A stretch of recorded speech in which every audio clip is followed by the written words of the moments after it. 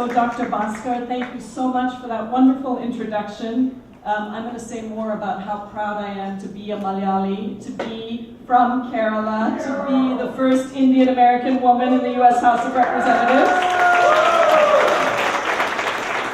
And I'll tell you a little story about when I had the honor of meeting the Prime Minister recently, but we'll save that. I also want to say thank you to Thambi Talapilli and also Consul General Sandeep Chakraborty. Thank you so much for your service to our country, to India and to the United States, and for all of your work around the world in building global diplomacy and global leadership.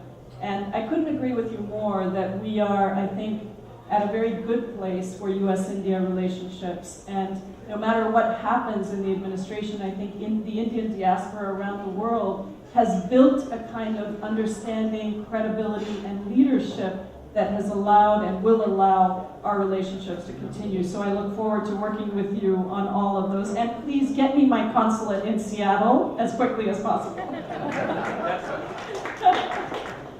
It really is an honor to be here. And you know, I have to say my mother and my father would be so proud that I'm here at the Kerala Center.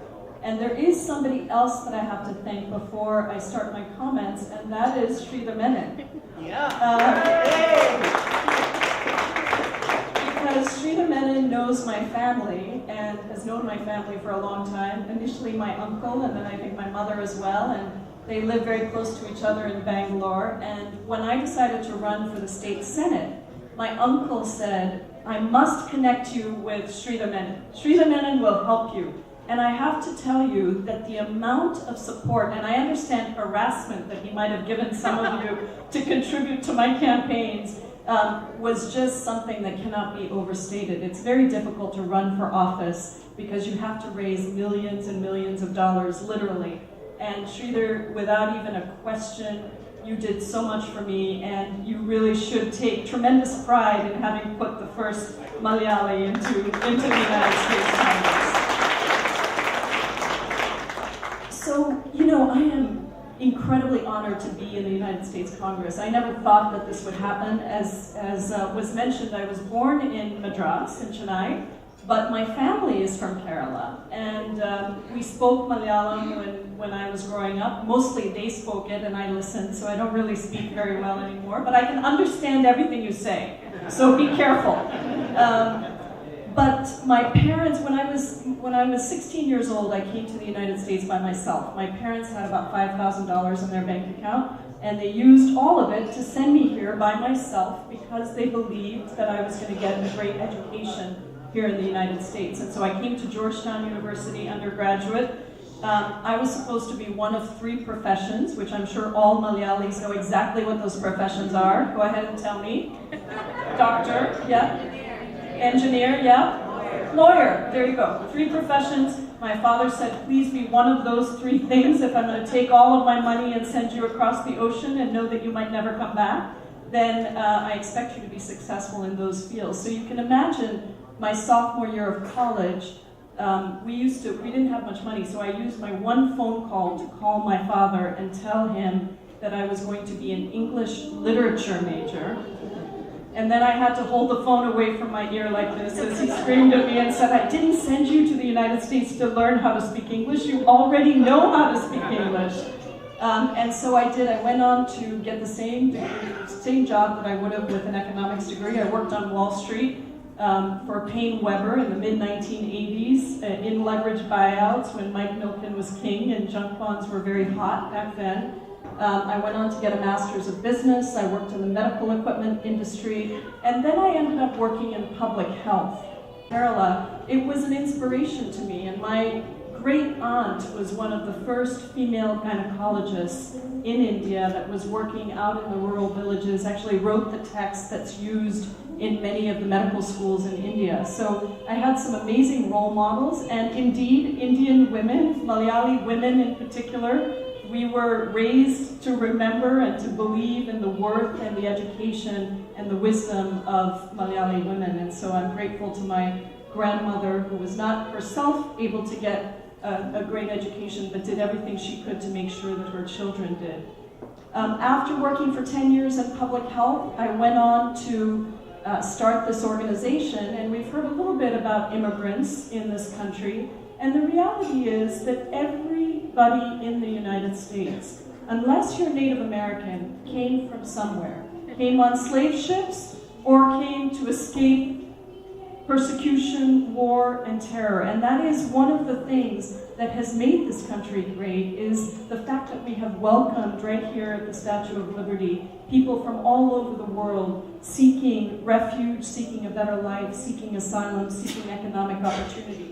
And so after 9/11, when particularly South Asian Americans were being targeted with hate crimes, I started the organization that was originally called Hate Free Zone, became One America, was very proud to build it into the largest immigrant advocacy organization in the state, one of the largest in the country, proud to receive a Champion of Change award from President Barack Obama, and to be able to really work to create that one America, that idea that we are all better off when we're all better off, the idea that we as immigrants come from all over the world and have diasporas here that are contributing to our small businesses, that are contributing to the fields of medicine and research.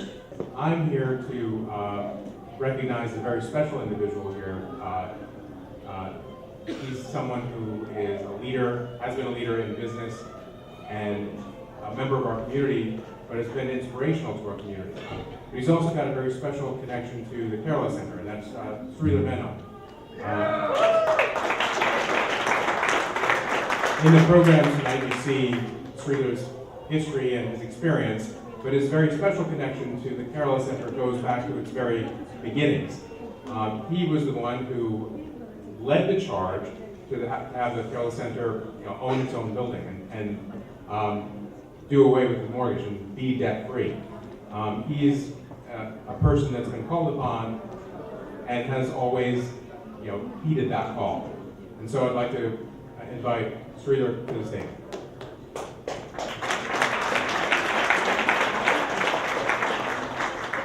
So it's my honor and privilege to introduce Dr. Abraham George, the founder, principal, and the forerunner of the Shanti Bhavan School. And a school, one of its kind in the whole world. There is no Shanti Bhavan anywhere in the world. There is no school who provides 17 years of interventional education in a boarding school style environment where people like Mukesh Ambani, Anil Ambani have studied in India. And proven to the rest of the world, they're given proper nutrition, education, and food. They could be the same as any other leader in this world.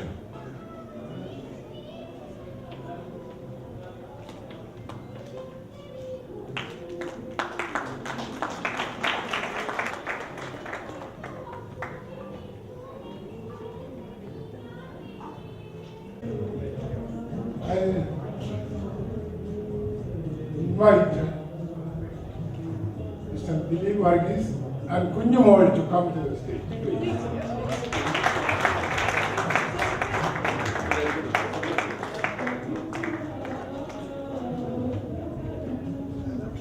ആദ്യമായി കേരള സെന്ററിന്റെ silver jubilee ആഘോഷിക്കുന്ന ഈ അവസരത്തിൽ ഇവിടെ വന്ന് ഇങ്ങനെ ഒരു award സ്വീകരിക്കാൻ കഴിഞ്ഞാൽ വളരെ സന്തോഷമുണ്ട്. അതിൻ്റെ പിന്നിൽ പ്രവർത്തിച്ച കേരള സെന്ററിൻ്റെ എല്ലാ സപ്പോർട്ടേഴ്സിനും എൻ്റെ നന്ദി പ്രത്യേകം.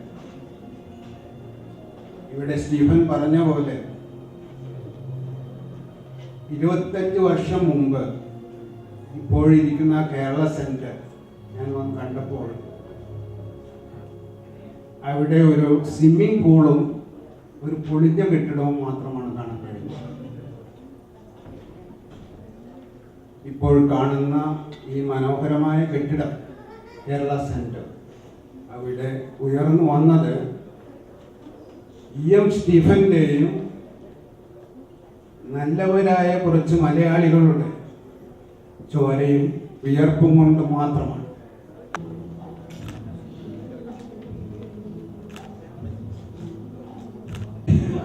from the EPA Board of Science on May 8, New York Times is given. So,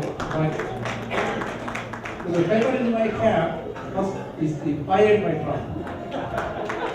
And the funny thing is that I hope they know what they are doing. I know some of them, Jayapal and others, know, but I got an appointment letter about 2 days ago.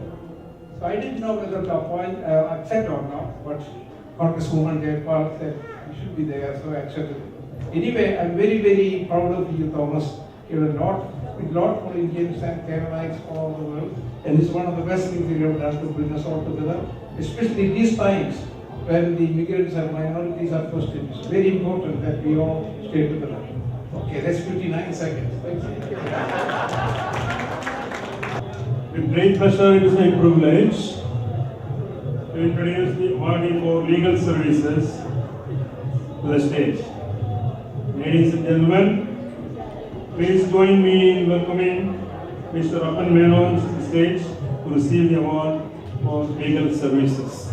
Gave me this opportunity to present this award. Appan Menon is a good friend of mine, and he defends many cases for me.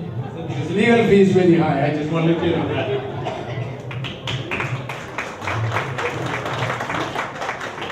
The next award is for the recognition of achievement in literature, and this is going to be presented to Dr. N.P. Shiva.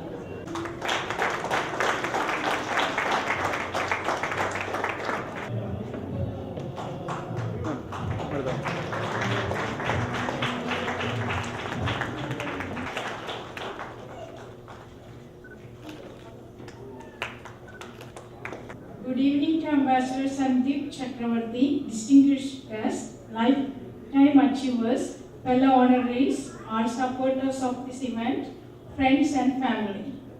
I am very honored to receive this award and very thankful to our Kerala Center officials for honoring me for my services to the community during this auspicious occasion of celebrating the 25th anniversary. Sridhar who said this is appropriate to surprise him. So I have a card which is a lady dancing and say, dance like nobody is watching. Okay. Dear Stephen, you can dance now as your brainchild reaches 25 years anniversary awards banquet. You gave birth and brought it up with special care to make it as an adult. We thank you again for your initiative and commitment.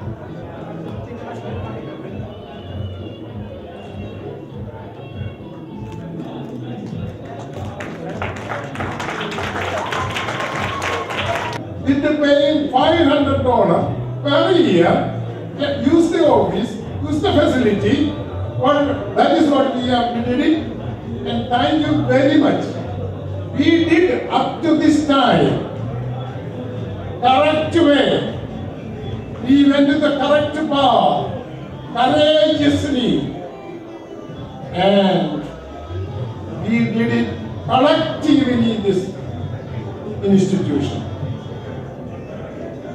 That is why we are right now in this field. Right now we are here. This is the 27th year we established the center.